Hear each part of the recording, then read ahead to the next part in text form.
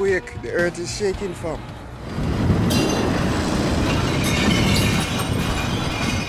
Get at it!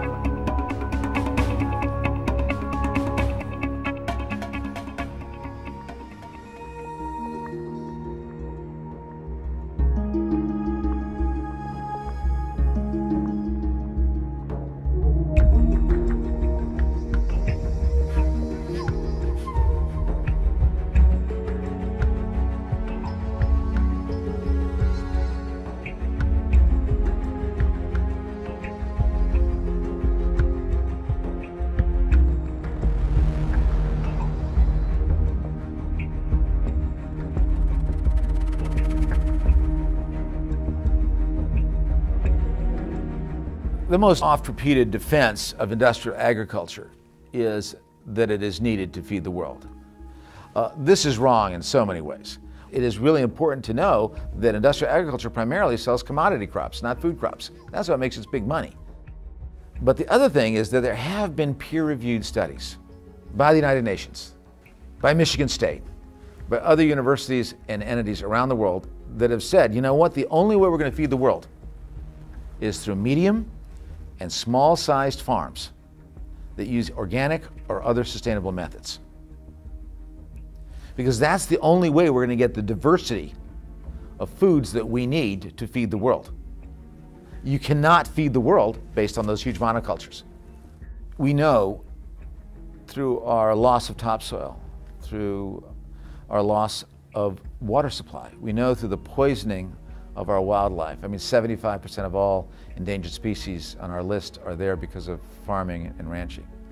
We know through the destructions of our great river systems. We know through what's happening in childhood obesity and the epidemic of childhood cancers. We know, and through the brain damage that's happening through the toxins in our food. We know that our industrial food system has caused enormous environmental harm. We know it threatens our health and our children's health. So it's an environmental crisis and it's a health crisis. But I would also say to everyone out there, it's a moral crisis. Every decision that I make, that you make, that your community makes on the foods that we buy, the foods that we feed our children, the foods that we grow, is going to create a different food future. If you go to a fast food place, if you buy industrial food, that's what you're feeding. That is the monster you're feeding. So you're not a mere consumer, you are helping create that terrible world that we need to get rid of. Or you're going organic and beyond, you're going non-GMO, making the right choices, going local, appropriate scale, and that is then creating this new food future, the one that we need to have healthy people, to have a humane system, a socially just system, and a healthy planet.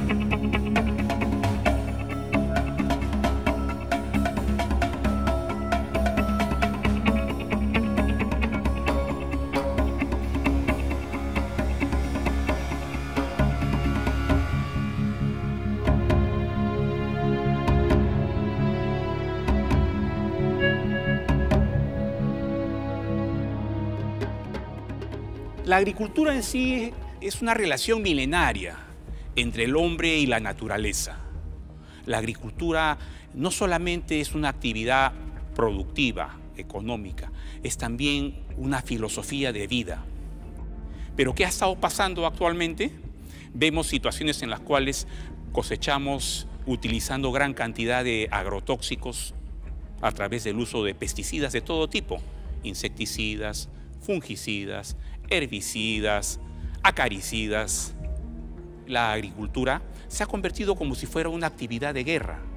El ser humano le ha declarado la guerra a todos los componentes del ecosistema y todo aquello que le resta un poco de lo que podría ser su cosecha, lo ve como un enemigo. Entonces lo que era un insecto ya lo ve como una plaga. A las hierbas naturales ya no lo ve como una hierba natural, lo ve como una maleza. Y lo trata así despectivamente, ¿no? Y trata de eliminarlo. A los pájaros que logran alimentarse algo de las cosechas, también los ve como enemigos y trata más bien de exterminarlos, ¿no?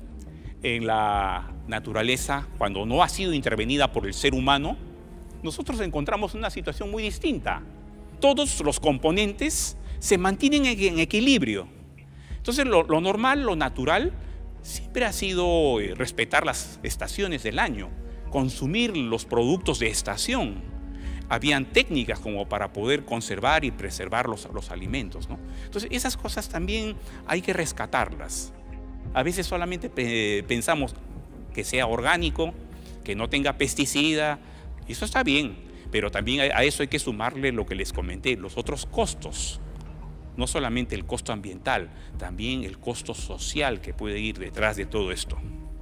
Cuando uno quiere sentir y vibrar y darse cuenta que uno es parte de la naturaleza, tenemos este gran medio, ¿no? Cultívense, cultiven situaciones, edúquense, y la agricultura es un excelente medio.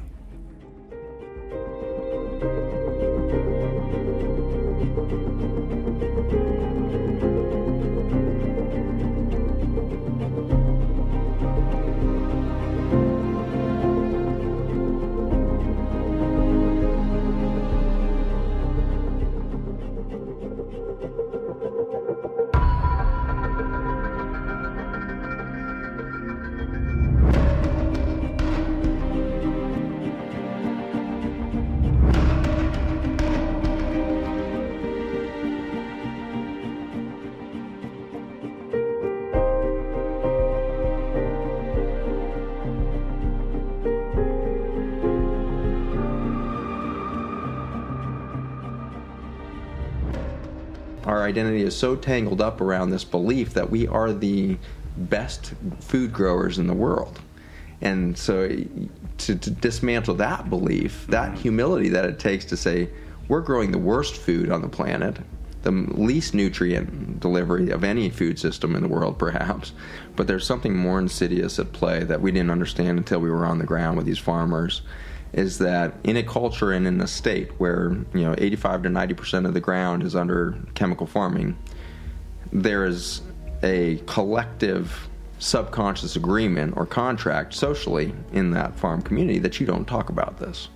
You certainly don't tell anybody that your crop yields have been decreasing for 15 years, that you think chemical farming is hurting your children and causing the birth defects that you're seeing in your kids. And certainly, we've seen the most horrendous of disease happening on these farms. These farmers' families are so sick.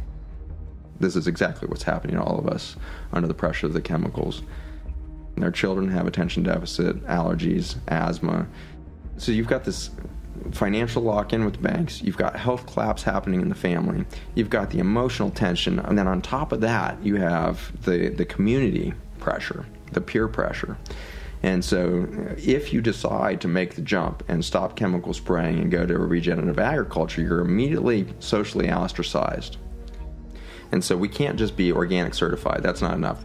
We have to go to regen ag standards where we actually build soil, not till soil. And so we need to go to a no-till organic technique. One of the things that I have the highest conviction over now as a scientist is the concept of grace in biology. I think it can best be defined now, in my mind at least, scientifically, which is heal faster than you injure. And that's what we see in the soil, and that's what I get to see in my clinic. I see people who have abused their bodies for decades, and if they just give a pause, they do a couple of short-term fasts, they give their gut a break, they give their immune system a break, they get away from chemicals, they start growing some of their own food, make these simple little decisions, and suddenly decades of damage is reversed in hours, weeks, months. That's grace at the cellular level. What we're seeing is that within a single growing season, you can go from this dead monoculture of corn or soybean to cover cropping with 16 different species and getting a no-till environment. You'll see the fungal elements, you'll see mycorrhizae in there, the bacterial populations returning to the soil, and you see biodiversity returning in the form of earthworms within a single growing season of rest. The farmers that are making the transition are already seeing improved yields year one of going back to a non-GMO seed. It's so much more lucrative for these farmers. There's enough energy, there's enough food, there's enough soil, there's enough commodities, there's enough resources for everybody on the planet to thrive at a level that's never been experienced in human history. And so our mission is not to inspire the farmers that are currently fighting the good fight, it's to inspire their children to do the right thing and do it differently. Connected to new children who are in the cities, who are in the tech world, wherever they are, connect those kids back, give them a sense of that unity, give them a sense of the oneness, and give us all a sense that this is the inescapable optimism, as we are going to transform, period.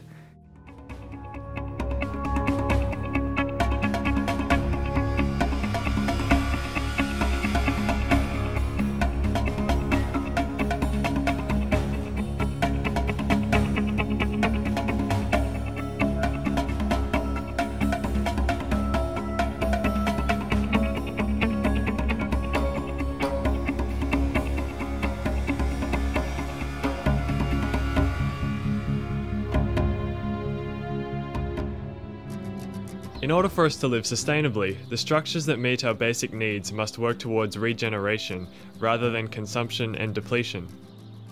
I've been studying sustainable farming systems for over 25 years. There are no real issues. We can solve all of them. There are really easy answers to grow food quality and with good environmental care. As a farmer, you want to create healthy soils and healthy plants and healthy animals, and further up the food chain, we've got the microorganisms which are governing the system. We just create a habitat for them. Then you got the plants growing out of there, be it annuals, perennials and trees. Then amongst that you've got the insects living in there, and then we've incorporated pigs, sheep, cows, ducks, geese, and every single item adds value. This used to be a pastoral desert. Was just grass. Yeah, and this is what people can do. You can create heaven on earth.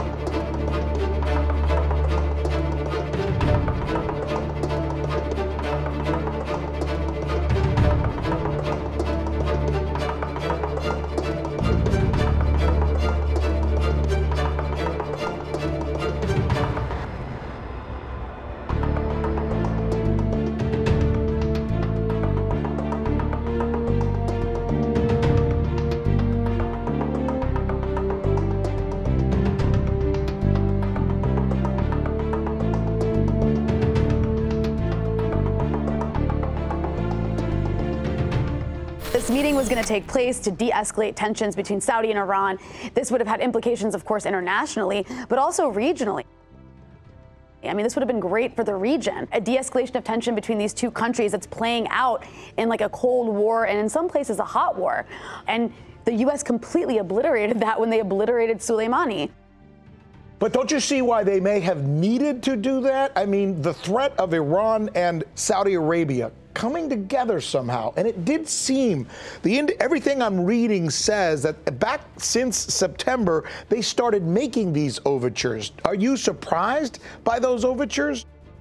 I'm not, because what you had happen several months ago was Saudi oil fields were hit, and Saudi oil production was decreased by like 50%. And the U.S. didn't do anything in response. And so that demonstrated to Saudi Arabia and America's Gulf state allies that if there is a war with Iran that doesn't include some sort of U.S. invasion of occupation of Iran, which isn't going to happen, then the people who are going to have to bear the brunt of that war are going to be the UAE and Saudi Arabia.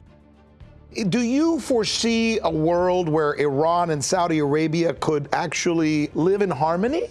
Absolutely. I mean, if you took America out of the equation, because if out of the Middle East, they'd have no choice but to live in harmony. But when you have outside actors that are coming in and provoking war and also funding, weapons and giving weapons to the Saudis, you're escalating tension. So on top of that, it's about regional hegemony, right? Yeah. And Iran is a big threat to the U.S. because it forges a path independent of U.S. interests, and that's not allowed.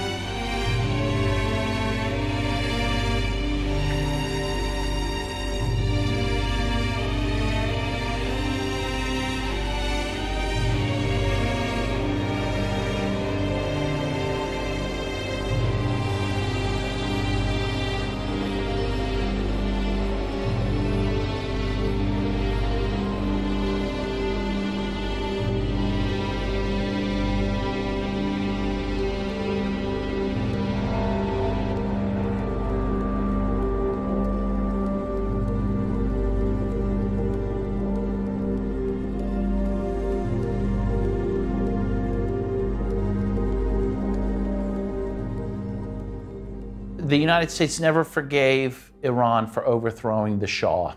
The U.S. had installed the Shah, and the Iranian people overthrew the Shah in 1979. Well, this was the danger of what some would say a good example, to show that people can overthrow a U.S.-backed dictatorship and can challenge U.S. hegemony, and the Iranians did this. Ever since that time, the U.S. wanted Iran back within its sphere of influence, because the Shah was the U.S.'s bulldog in the Middle East, along with Israel. And so really, it's Iran's independence that really galls the United States, that it is willing to use its own oil for its own purposes without U.S. companies being allowed to profit from that or control their oil. Once Trump backed out of the JCPOA, which is what the nuclear deal is called, and increased sanctions, then he went back to the pre-nuclear deal levels of sanctions, which really, and vowed that he would not allow Iran to sell any oil. And of course, oil is the mainstay of the Iranian economy. Iran is not able to buy foodstuffs. It has been unable to buy medicines. And so people are dying in Iran from hunger, from lack of medicines. This is really an act of terrorism against the Iranian people. They're attacking the civilian population for the political end of trying to encourage the population to overthrow the Islamic Republic. The U.S. now supports 73% of the world's dictatorships, some of which the U.S. actually put into power. Look at Saudi Arabia, which is a monarchy. It's repressive. It beheads people. It supports al-Qaeda. It is engaged in a genocidal war in Yemen right now. And the U.S. has no problem not just tolerating them, but even arming them to the teeth. I mean, really what the U.S. resents is that Iran would deign to try to have any influence within its own region of the world. Of course they have that right. If you look at a map, Iran is bordered by about 17 different countries, most of which are hostile and most of which have US military bases. It's Iran that's under attack, let's face it. And it's just this bizarre thing that the US can go to the Persian Gulf, send military vessels there, military equipment, and somehow say Iran is threatening us. The US's position is it governs the world and has dominion over the world, and a country like Iran can't even have a little influence over its own region of the world, which just is crazy. I find American people in general to be the most ideologized people in the world. We think we have a free press and that our education system is really great and that it doesn't propagandize us, but that's just not true. We've been led to believe that we're an exceptional nation, that we are unique in our freedoms and our democracy, and that we have the right, therefore, to spread democracy and freedom around the world, even if that we have to kill 1 million people in a place like Iraq to do it. And that's why the American people really have to oppose this and make it clear they don't want this. And make it clear they're not going to reward Trump with another term if he engages in a war.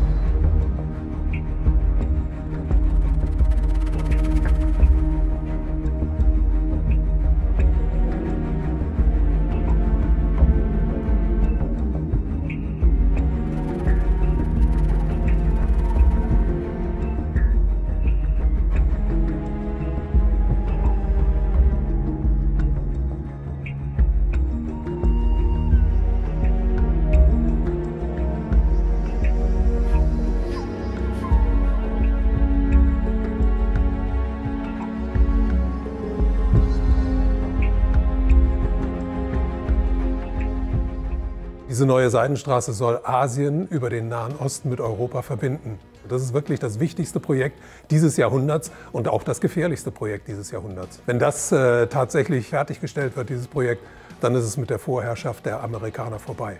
Und die USA sind natürlich nicht bereit, da einfach nur da zuzugucken, sondern versuchen das auf alle möglichen Arten und Weisen zu torpedieren. Man muss sehen, dass der Iran innerhalb der Seidenstraße eine ganz bestimmte Rolle spielt.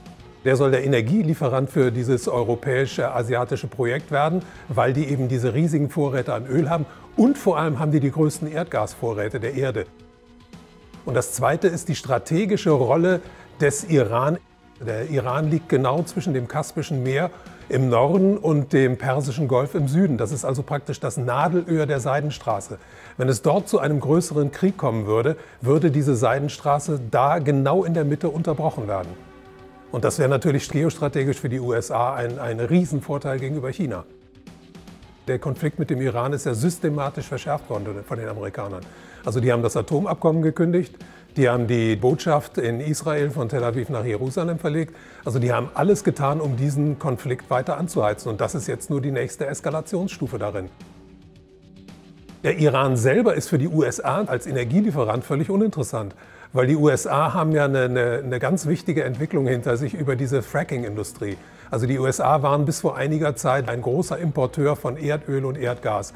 Das sind sie inzwischen nicht mehr, sind inzwischen zum Exporteur geworden. Das heißt, die sind davon nicht mehr abhängig. Also die Ölinteressen und die Gasinteressen im Nahen Osten spielen keine so große Rolle mehr. Es geht da nur noch um Geostrategie. Man muss sehen, dass die USA insgesamt weltweit ja im Niedergang sich befinden. Die wirtschaftliche Stärke der USA, die ist nicht mehr die von früher. Inzwischen als Handelsmacht sind sie überholt worden von den Chinesen. Ich glaube, dass das amerikanische Finanzsystem an einem Punkt angekommen ist, an dem nur noch das Fluten des Systems mit noch mehr Geld dieses System am Leben erhalten kann und wo es dann endgültig zusammenbricht. Aber die USA klammern sich im Moment auch außer ihrer militärischen Herrschaft auch noch an die Übermacht des Petrodollars. Der US-Dollar ist immer noch die stärkste Währung der Welt. Über 60% aller Devisenreserven aller Zentralbanken auf der Welt werden in US-Dollar gehalten. Das ist ein ganz starkes Druckmittel der USA gegen den Rest der Welt.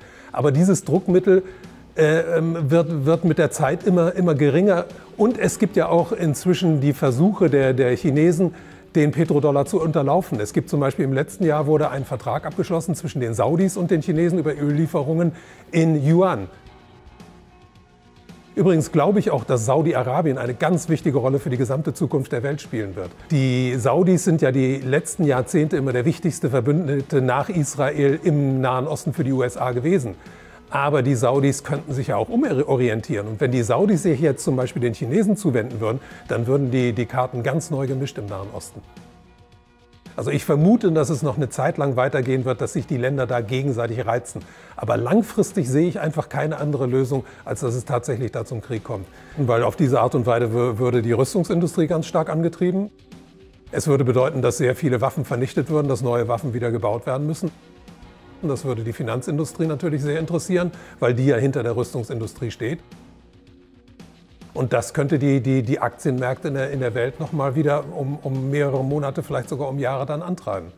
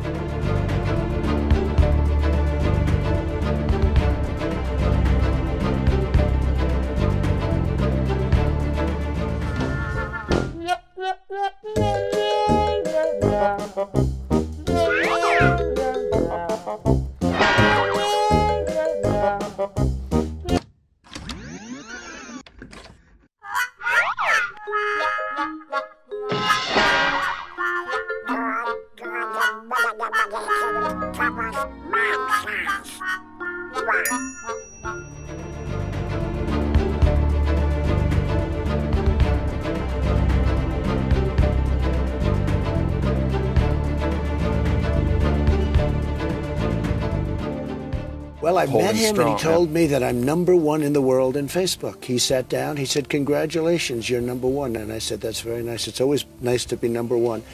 You know who #2 is? Modi of India. Yeah. But he has 1.5 billion people. I have 350.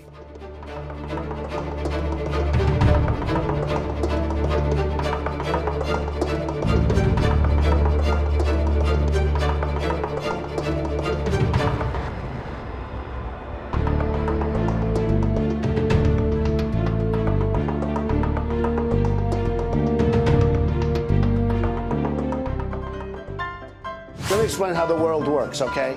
I think nobody knows more about taxes than I do. Nobody knows more about construction than I do. Nobody knows more about campaign finance than I do. Nobody knows consultants better than me. I know more about drones than anybody. And I think I know more about the environment than most people. I know a lot about wind. I know more about ISIS than the generals do, believe me. Nobody in the history of this country has ever known so much about infrastructure as Donald Trump. I know a lot about wind. I understand the power of Facebook, maybe better than almost anybody. I know more about courts than any human being on earth. Nobody knows more about banks than I do. Nobody knows more about trade than me. I understand politicians better than anybody. Nobody knows politicians better than me. I think I know more about the other side than almost anybody. Who knows the other side better than me? I understand things. I comprehend very well. Okay? Better than, I think, almost anybody. The truth is, I'm actually a modest person, very modest. In fact, many people tell me that modesty is perhaps my best quality.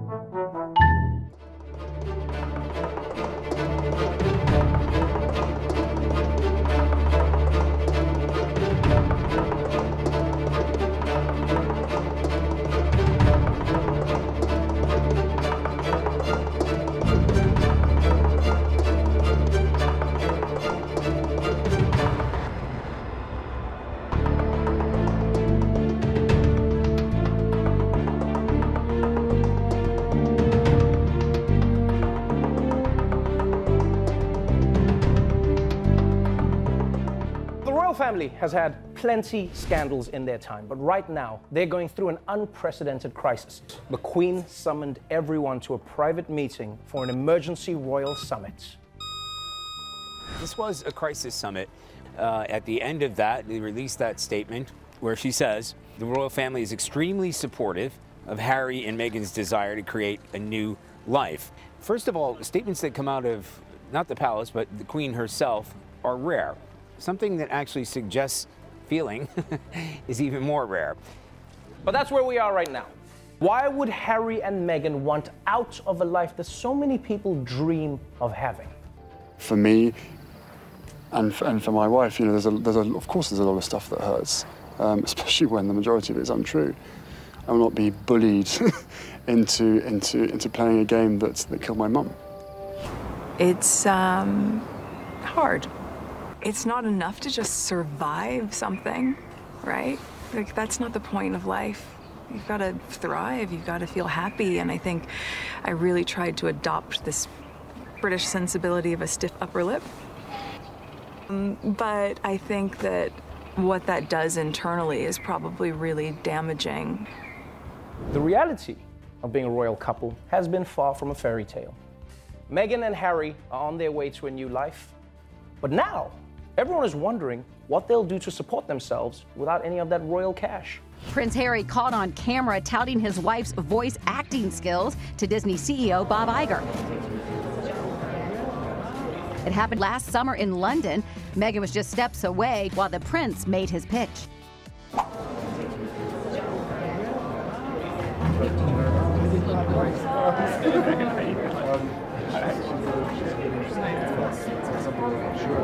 Well, good news, Meghan's already got herself a job. Respecto a su trabajo, además del contrato con Disney, Meghan podría estar cerrando su colaboración con la casa de moda Givenchy. Sus planes van como esperaban.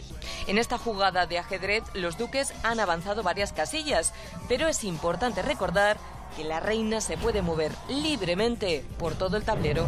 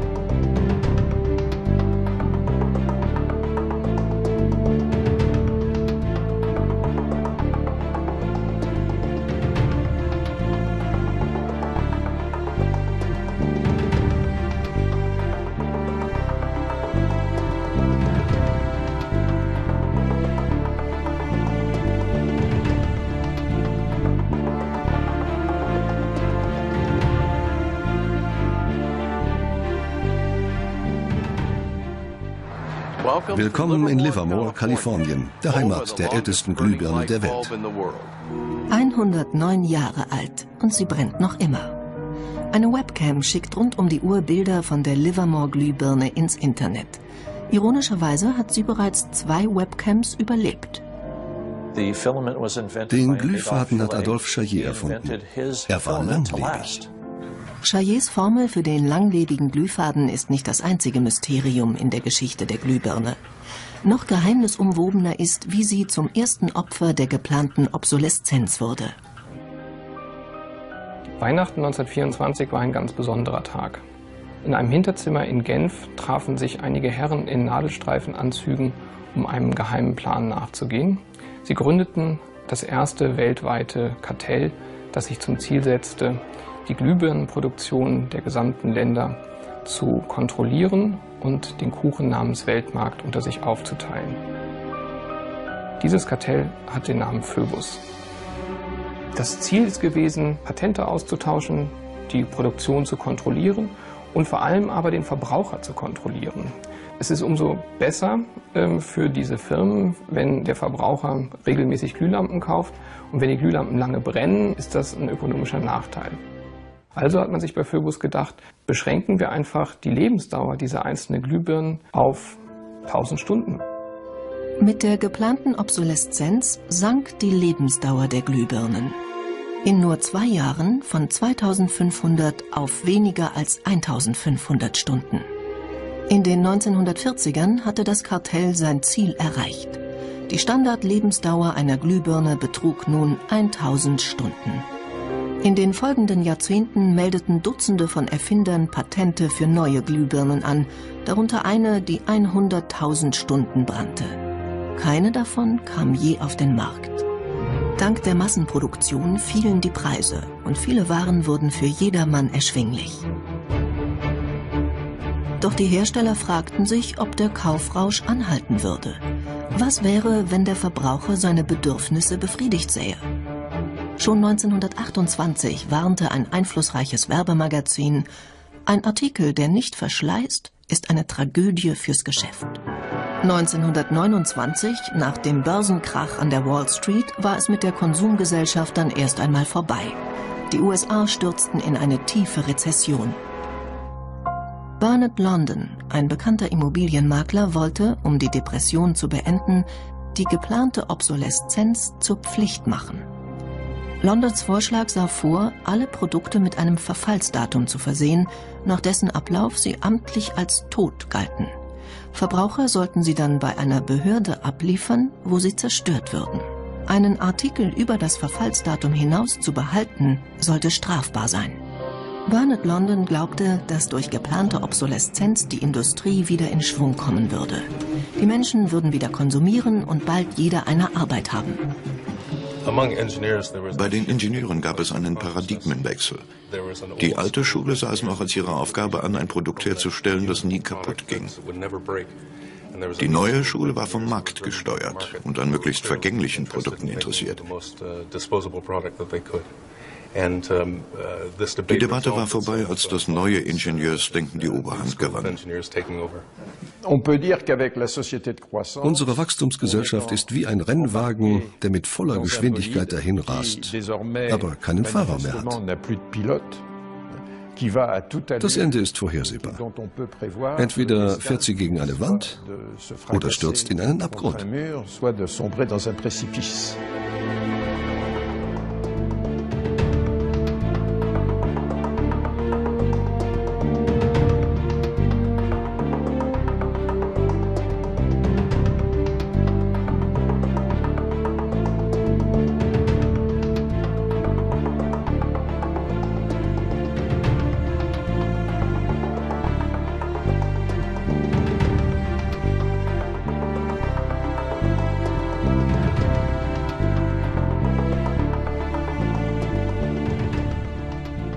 Ahora tenemos diferentes clases de obsolescencia. La obsolescencia por defecto, incompatibilidad, psicológica y ecológica.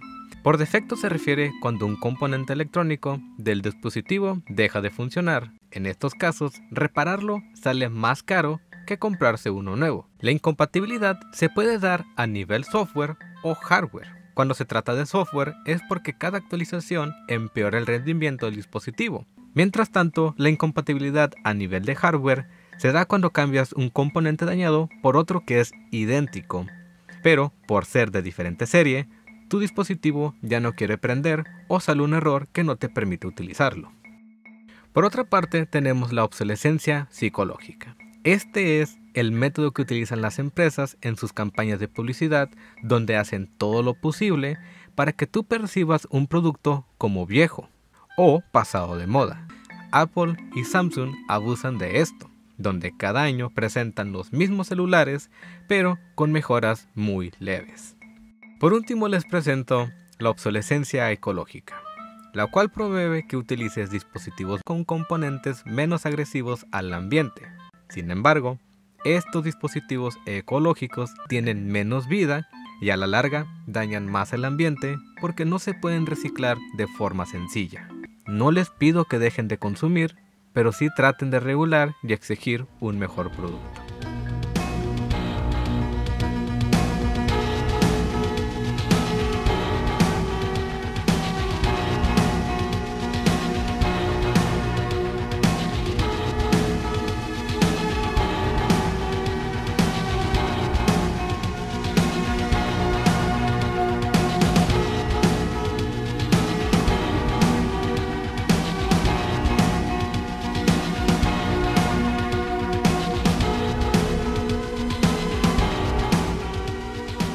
Silicon Valley has been driving the U.S. economy for years now.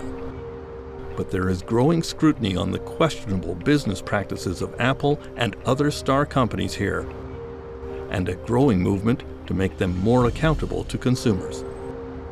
Apple's perspective is that they want complete control over the device from the moment that you buy it all the way through the end of life. So this is the pentalobe screw. It's on the bottom of the MacBook Pro. It's not like any screw that you've seen before.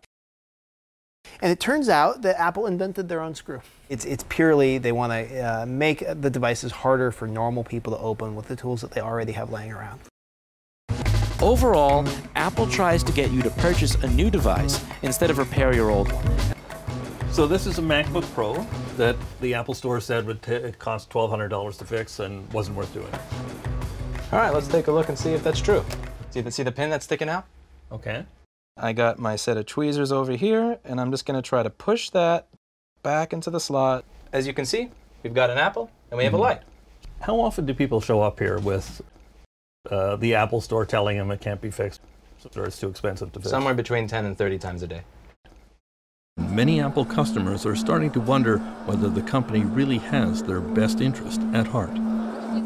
After an incident last winter, Apple faced a fresh allegation. Customers accused the company of a sneaky policy that pressured them to buy new smartphones. The performance of many phones was cut down after the latest operating system upgrade from Apple. It looked like a case of planned obsolescence, an effort to pressure consumers into buying new products when they didn't have to.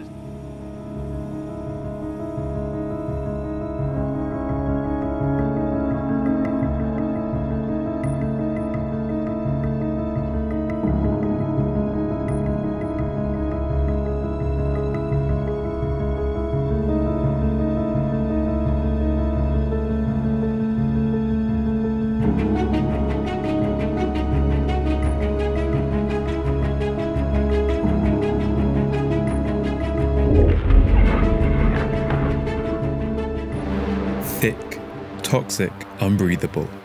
Around the wastelands of the Agbogbloshie scrapyards, the smoke never clears.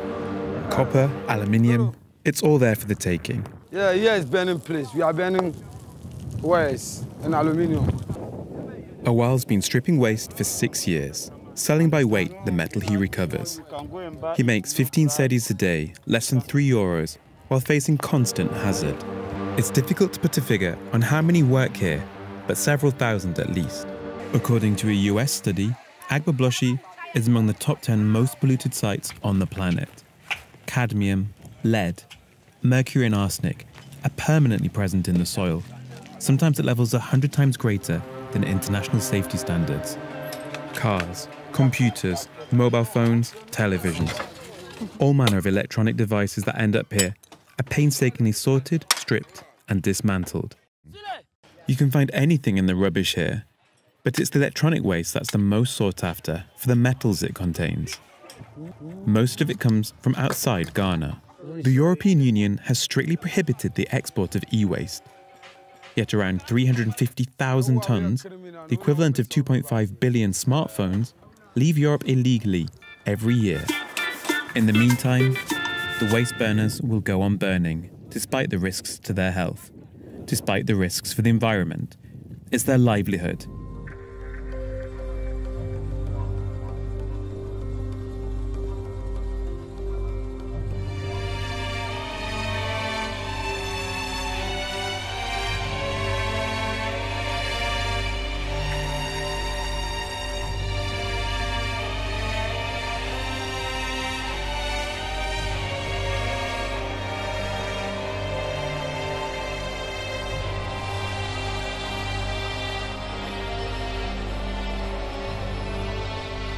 Para cambiar el sistema completamente, tenemos que cambiar el modelo industrial y el modelo económico. No podemos basarlo en el crecimiento permanente, sino en la sostenibilidad permanente. Y se puede hacer.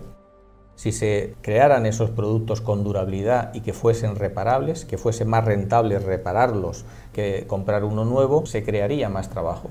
Y más trabajo local, evidentemente. No nos tendríamos que endeudar para comprar 5 y 6 lavadoras, 5 o 6 televisores durante toda nuestra vida, ¿no? Y en último extremo, por supuesto, no se consumirían materias primas de forma innecesaria, el planeta Tierra no colapsaría.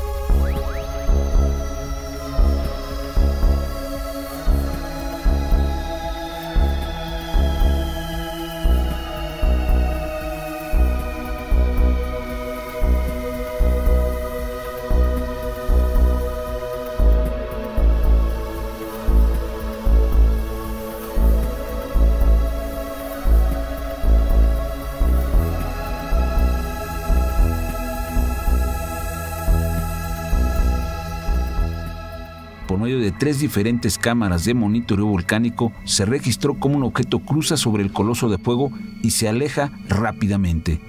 Una especie de cilindro, y cuando está sobre el cráter del volcán, parece emitir una especie de destello.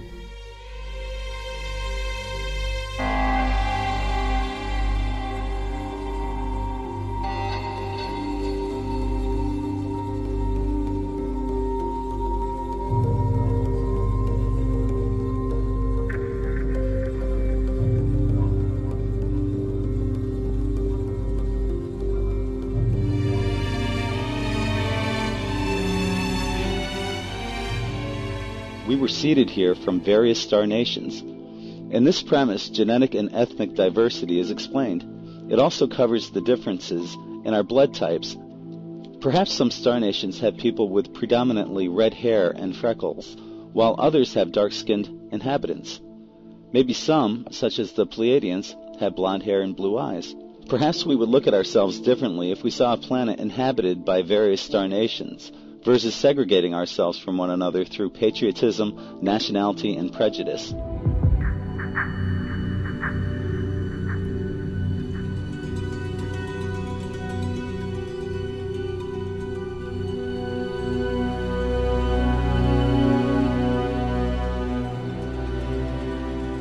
Any Indian tribe and other Aboriginal groups have a direct connection with what we term the star people. They talk about the origin of their ancestry from different constellations, different star systems. For example, if you look at the Cherokee tribe, their logo of their flag it's got seven-pointed star, and they claim that their ancestry was created by the Pleiadian people.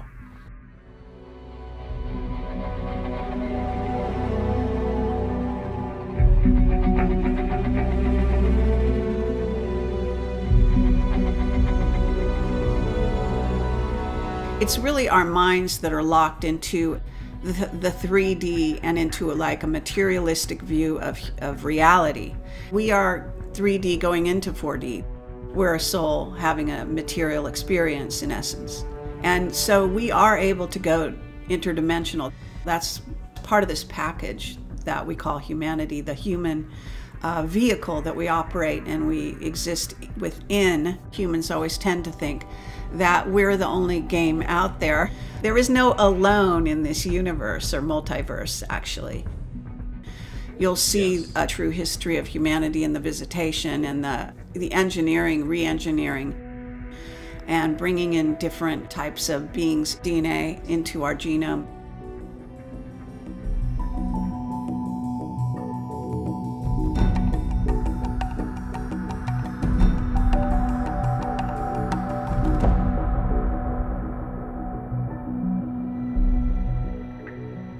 Earth has been inhabited and has been used as a way station, a port of harbor for space-traveling extraterrestrial star nations for millions of years. And many of us have direct spiritual reincarnational history with many of these star nations. Humanity is made up of at least 22 different extraterrestrial races, a genetic lineage to other star nations. So I think it's going to be the extraterrestrials who at some point sit down humanity and say, look, here's the whole story of who you are and how we got here and why we're here. And we're never going to get that from Earth religions. That can only come from beings off-world who have not only been through the process, but who have been watching us for thousands and thousands and thousands of years. The benevolents were very compassionate toward humanity, and they did things to help, teaching us agriculture, animal husbandry, construction, astronomy, mathematics, the healing arts, how to use the plants to heal certain diseases and things of that nature. Some actually taught us some spirituality, energy fields, chakras, etc., etc. The last thing the benevolents want is to be worshipped. That is not what they're about. You know, what they want is humanity to step forward and become a part of the family of the galactic. There is an interconnectedness that's being created by these beings on a, what we would call a spiritual level, harmonic level, that our universe, our holograph, which contains all of the universe that we know, has never had before. The immediate result that we're seeing here in third density is the awakening of humanity, the awakening of our DNA, the transformation of how we see ourselves and our connectedness to all that is. There are many kids and many human beings that have had near-death experiences. When they come back into their bodies, many of them have a third strand of DNA. Some have 4. There's a gentleman in New Zealand who was dead almost 3 hours. When he came back, he had 6 strands of DNA. Humanity is beginning to remember that we are, in fact, multidimensional souls that got trapped in a physical dimension by being tricked and manipulated. And we're going to realize that the manipulation of race, color, and creed has been just that. We just need to step into the process and embrace it. And then the reality is that 95% of us is always multidimensional. What we see here in the physical is a very, very small piece of who we really are. 2 years ago, Jupiter picked up an additional 19 moons. Now we're being told that Saturn has picked up some additional moons. Most of these moons have a very specific mineral, and on our periodic chart, the only thing we would recognize would be quartz. Now, these asteroids have been brought into a orbit around these planets. It was a very orderly migration into the solar system. It was all managed. And some of the moons have already shown signs of being mined, and that was by other star nations that have already used this technology. What this mineral does is that you can create bows of boats, rods that will fit into lakes, oceans, housing on aircraft engines, and when you generate a specific harmonic frequency in this metal, it causes all of the protons and electrons of pollution to break down and decay and die, specifically radiation. It causes it to speed up its decay process, and it just falls to the bottom of the ocean. They brought this material here to help us clean up our world. Whenever this process truly begins, they're going to want us to take responsibility for not only the mining, but also the manufacturing and the cleaning of our environment to get everyone involved in this process. And it will help us to re-engage with our home planet, because most of us have detached from nature almost completely.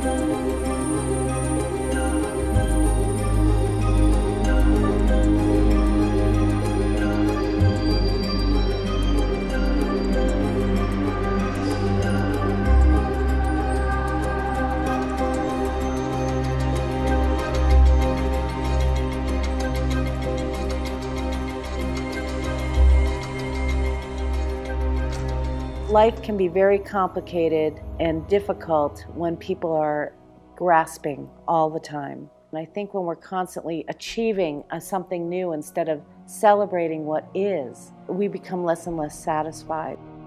It's like a drug. Money is a drug, sex is a drug, shopping is a drug. It's a bottomless pit trying to satisfy ourselves. This culture, especially in the United States, this society really has this like succeed, excel. It's a consumer mentality. Do more, buy more, be more, have more, bigger house, bigger car, fill up a garage full of 10,000 rolls of toilet paper and buy as much as you can. And people have garages and storages and more stuff, and they have so much stuff they can't even store the stuff. They had to pay for a place to store the stuff that they can't even store at their own house. And this is the way people live. Just because you have more externally, it doesn't always correlate to being internally fulfilled. Those are two completely different things. And external, in your environment, the house, the cars, the stuff, is never fulfilling. It's short term. You get the fulfillment, you buy it, you have it, you play with it, and you get the short term, like instant gratification type of thing. But just like a child with a new toy, you run out of motivation after a little while and you're on to the next toy. I think for those people who don't settle down their nervous system with meditation or who don't have a spiritual or creative practice, their mind is constantly traveling into the past, into the future, and into other people's business. And when that happens, they're not present for themselves and the world that's being revealed to them.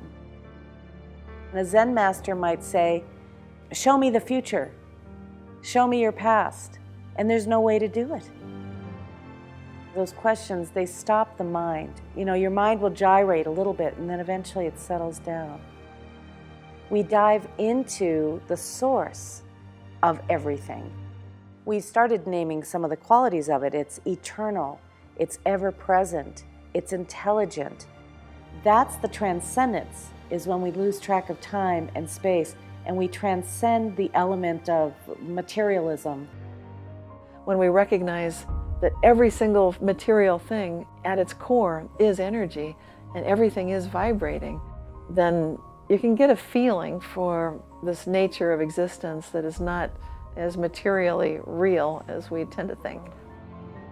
We sometimes get a feeling like there's something else going on here, that there's something much more connected, that in a very real sense, we're sharing the same dream.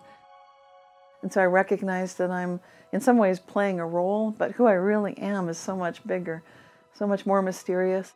It's eternal, it's infinite, it's timeless, it's connected to everything. I think mystics, philosophers, poets, they express the reality better than maybe you or I, because they allude to it. And that's the same with waking up to that which is looking through your eyes. You can call it anything you want. Some people call it self with a capital S. Some people call it spirit, God, soul, the Great Spirit, consciousness itself. It's that which animates all of this. It's what's residing at your deepest level. In some ways, experiencing a dark time. In some ways, we're experiencing a renaissance. And so there's some threats to our existence right now. But we also have more and more people who are paying attention and more people who are looking for solutions in areas that we didn't look before. Get out there and do something nice for somebody and don't expect anything in return. Be kind. People need it. If we remember that the people who we complain about are human, that underneath their beliefs and ideologies, they're human beings, it opens up our ability to hear one another. We are the creation of the forces of life, living as long as the universe stays, which is forever, through the galaxy's nights and days. We'll live forever with the stuff of stars, ever changing, ever growing, born into this life, born into that, changing this form for the one that comes next, an eternal part of an eternal creation, a quintessential piece of divine revelation.